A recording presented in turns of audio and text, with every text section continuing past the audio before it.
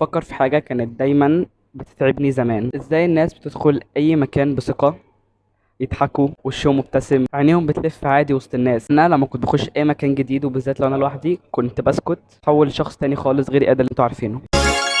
بس خليني اقول لك على حاجه تطمنك شويه. وانت داخل الفيديو ده، انت اكيد داخل الفيديو ده يا اما عشان تعرفني انا شخصيا، يا اما عشان انت فعلا مهتم بالكونتنت اللي بتقدم في الفيديو. هو ان انت تزود الثقه في نفسك. الثقه بالنفس مش حاجه بتتولد بيها او مش قدره خارقه. الثقه بالنفس دي حاجه سوفت سكيلز بتتبني ومحتاجه ابديت، محتاجه منك شغل، محتاجه وقت، محتاجه مجهود. ابدا باول حاجه عايز اقولها لك. في فكره منتشره كتير جدا وهي غلط، ان الشخص الواثق من نفسه ده لازم يكون مشهور او وسيم او عنده فلوس او حد زي اياد كده. المهم عايز اقول لكم ان هي لا خالص، خالص خالص. الثقه اللي بجد يا جماعه انك تكون مرتاح مع نفسك. انت عارف انك عندك عيوب وعارف انك عندك حاجات كتير غلط، بس انت متقبلها وبتحاول تعدلها. دايما حاول تحسن عيوبك، بس يعني انت تكون واثق من نفسك. انا عارف عيوبي، عارف مميزاتي، عارف النقط اللي عندي. ده اللي انا بكلمكم فيه. واهم حاجه تكون فعلا بجد راضي من نفسك، مش بتمثل او خدت خطوه انت لسه مش واثق فيها 100%. احكي لكم موقف بمناسبه الثقه بالنفس. في مره كنت قاعد مع 5 صحابي في مكان، كلهم كانوا قاعدين بيتكلموا وكلهم كانوا بيضحكوا بيهزروا، وانا مش شاغل دماغي الا حاجه واحده بس، ان انا هضحكهم ازاي او شكلي هيكون ازاي او اقول ايه عامه في القعده. يعني في اوقات كده بتيجي بيكون صمت تام، ممكن يكون 5 ما بنتكلمش يعني، وغالبا الوقت ده بيجي بعد نكته، يعني نكته نقولها كله يضحك فنسكت. انا كنت بفكر بقى في الوقت ده ان انا اخد الطلعه بتاعتي، اقول ان انا عايز كنت بفكر ازاي اضحكهم، او لو قلت نكته وطلعت دمها تقيل شكلي هيكون ازاي. كنت دايما يعني في اي موضوع مش بستمتع بالقعده اللي احنا قاعدينها قد بفكر ان انا ازاي اضحكهم او ازاي اظهر. هما كانوا بيكونوا واثقين من نفسهم. الموضوع ده كنت عايز، يعني انا عايز اكون كده، انا عايز اكون واثق من نفسي زيهم. كنت بسأل كتير قوي وبعمل حاجات كتير عشان ابقى واثق من نفسي، بس يعني المهم ان انت يعني استمتع بالقعده مع اصحابك، مش لازم تفضل تحكم. بجد اللي انا بقوله ده انا مش بقول لك كلام فاضي او كلام فيديوهات او سكريبتات. انا الفيديو ده مكون 100% وصادق 100% من تجارب انا مريت بيها. فانا جاي اطلع لكم ازاي بقيت واثق من نفسي. او دي حاجه غرور شويه، يعني انا مش هقول ان انا واثق من نفسي. انا خليكم انتوا تقولوا وتحددوا هل انا فعلا واثق من نفسي ولا لا. دي شويه حاجات انا لما عملتها الصراحه فرقت معايا جدا. جمعتها كلها في نوتس على التاب عشان ما ننساهاش، وهقول لكم دلوقتي حاجه حاجه. اول حاجه، ودي اللي انا بعملها حاليا، كل يوم اعمل حاجه جديده بتخوفك او حاجه انت خايف منها زي فوبيا. مثلا كل يوم انزل اسال شخص حاجه. في فيديو كان شخص كان عامل تحدي لمده 30 يوم ان هو كل يوم يعمل حاجه جديده او يعمل كونتنت جديد. يعني في مره نزل سلم على الناس في الشارع، في مره نزل سأل حد سؤال في الشارع، قال لحد صباح الخير. ان انت كل يوم تتعامل مع ناس جديدة في حياتك، حاول تتعامل مع ناس غريبة او تعمل حاجة انت بتخاف منها. بمناسبة ان احنا بنتكلم عن الثقة بالنفس وكده، هو غالبا الحاجة اللي انت هتعملها هتكون ليها علاقة بالسوشيال انكزايتي، الرهاب الاجتماعي. انا قررت ان انا اجي في كافيه، اجي في وقت يكون في ناس نسبيا، يعني ما اجيش وقت مثلا غدا حاجة بالليل. جيت الساعة دلوقتي 11 ونص الصبح، قعدت في ترابيزة وبصور مكان. الناس بتبص عليا بتتكلم عليا، بس انا مش مهتم قوي اعرف هما بيقولوا ايه عليا، بس يكفي ان انا بدأت الحاجة فعلا اللي انا عايزها. اتنين، قلل شوية مقارنات بين السوشيال ميديا. بطل تقارن نفسك بحد. دايما كل يوم انت لو هتقارن نفسك، انت هتقارن نفسك النهارده بامبارح. اياد كان عامل ازاي امبارح، اياد بقى عامل ازاي النهارده. دي المقارنه فعلا انت تشتغل عليها. بفكر بمناسبة الموضوع دي ان انا اخد تحدي، مثلا اقعد اسبوع بدون موبايل بدون سوشيال ميديا بدون اي حاجة. افكر بس اقعد في البيت كده واعرف انا مين، او اعرف انا عايز ايه، او اعرف ازاي اطور من نفسي اكتر. يعني اخد زي تحدي. يعني قولوا لي لو عايزين نعمل التحدي في الكومنتس. انا في حد عمله مش فاكر اسمه صراحة، قعد شهر كامل ما بيروحش اي حتة، ما بيخرجش من البيت، هو مجرد يروح الجيم ويرجع. عمل 50,000 جنيه في الشهر ده، من كتر ما هو يعني قعد مع نفسه وعرف فعلا هو عايز ايه وعرف ازاي يطور كل كل السكيلز اللي عنده. 3 دي انا شخصيا بجرب اعملها. اكتب كل يوم 3 حاجات حلوة فيك حتى لو صغيرة.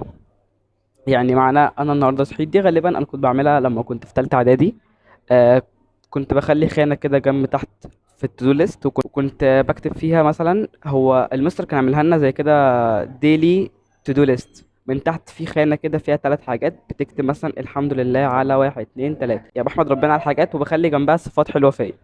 يعني الحمد لله على نعمة فصاحة اللسان، الحمد لله على نعمة حب الناس، الحمد لله على نعمة العقل، الحمد لله على نعمة حب التعلم. كل دي حاجات حلوة فيا لازم اكتبها. لما تلاقي نفسك كل يوم كاتب 3 حاجات، انت ثقتك بنفسك هتزيد قوي. انت تقول انا حلو، انا فيا كل الحاجات دي، ما يمكن انا مش فاشل، ما يمكن انا محتاج وقت لسه. يعني دي من ضمن التمارين اللي انت بتعملها بجد عشان بتزود ثقتك في نفسك او البوزيتيف اورا اللي حواليك. 4، ابعد عن النيجاتيف بيبول على قد ما تقدر. ابعد عن اي حد بيتريق عليك. الناس دي انت مش محتاجها في الفترة دي، ممكن تخليها قدام خالص لما تنجح او لما تبقى واثق في نفسك. تخليهم كنوع من اللي هو بصوا زمان كنت بعمل ايه، بصوا دلوقتي بعمل ايه كده يعني. 5 دي ارشحها وبقوة، ان انتوا يا جماعة جربوا حاجات جديدة. كل ما تجرب اكتر او هتلاقي ان انت بتستكشف نفسك اكتر، تلاقي ان انت بتحب نفسك اكتر، بتعرف انت مين اكتر. وانا يعني انا قدامكم اهو، انا بجرب تجربة جديدة، ودلوقتي هجرب مشروب جديد، هجرب ديزرت جديد. مشروب الحلقة سبوتس نمبر 3 از ماتشا كوكونات. اجربه واقول لكم. بسم الله الرحمن الرحيم. هقول لكم يا جماعة الصراحة، البنت اللي كانت في الكاشير قالت لي لو انت اول مرة تجرب الماتشا بلاش تجربها ماتشا لاتيه، انا ارشح لك ماتشا بالكوكونات ميلك. عجبتني جدا. دلوقتي بقى هنجرب كاروت كيك، معرفش هتشوفوها ولا لا، بس اهي شكلها لذيذ. بسم الله الرحمن الرحيم. واو، لذيذة قوي، فيها طعم سينامون قوي قوي. اديها 9 من 10، والماتشا اديها 7 من 10. معرفش اللي ايه، انا كنت دايما بربط الماتشا باليوتيوب، يعني لازم عشان ابقى يوتيوبر امسك ماتشا في ايدي واصور فيديو بيها الديلي ريمايندر بتاع كل شرب الميه. بجد اكتشفت ان نو وان كير انت بتعمل ايه، محدش مهتم. يعني ده يا جماعه اخر ليميت عند الناس، هيبصوا عليك شويه، هيتكلموا عليك شويه، وهتروح من بالهم. اعمل اللي انت عايزه، ما تشيلش يعني ما تفكرش الناس هتبص عليك ازاي. بالظبط قبل 30 يوم من الفيديو ده حد قريبي قال لي انت عندك كاريزما حلو قوي يا اياد، عندك حضور قوي، شكلك جميل جدا، وانت محبوب الحمد لله، وانت اجتماعي شويه. كنت بضحك اللي هو بقول له شكرا بجد ربنا يخليك، ويعني بعتبرها مجامله، ما كنتش باخد الكلام بجد يعني. طب ما تاخد الكلام بجد، طب ما انت فعلا عندك حضور قوي قدام الكاميرا، انت الناس بتحبك. انت تقريبا ما عنديش اخصام بجد والله. يعني ما عنديش حد ما بحبوش، هو ما بيحبنيش الحمد لله، كل الناس اللي عندي بحبها. أه.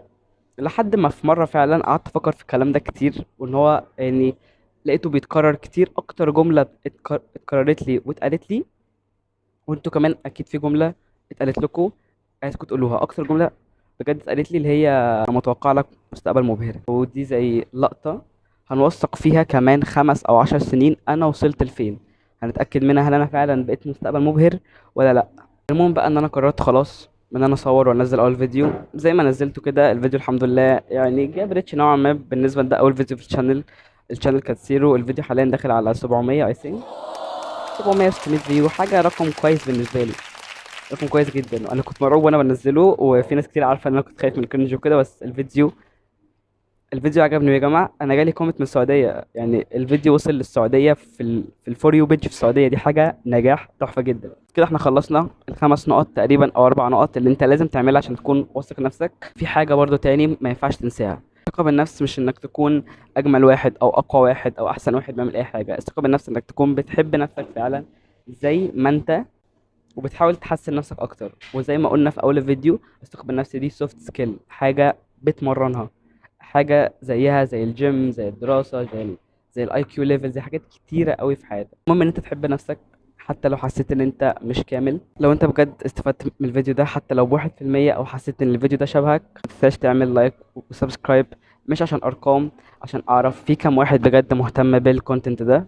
اللي جاي كله تقيل ما فيهوش هزار وانا لسه في اول الرحله. استنى دعمكم، واستنى تقولوا لي انتوا ايه من رايكم اكتر حاجه انتوا عملتوها فعلا فرقت في ثقتكم بالنفس. يعني انا اختي كانت بتقول لي ان هي اكتر حاجه عملتها ان هي بطلت تركز مع كلام الناس سواء كان حلو او وحش، يعني بقيت اسمع كلام نفسي انا عايز ايه وبس. بحبكم قوي يا اخواتي.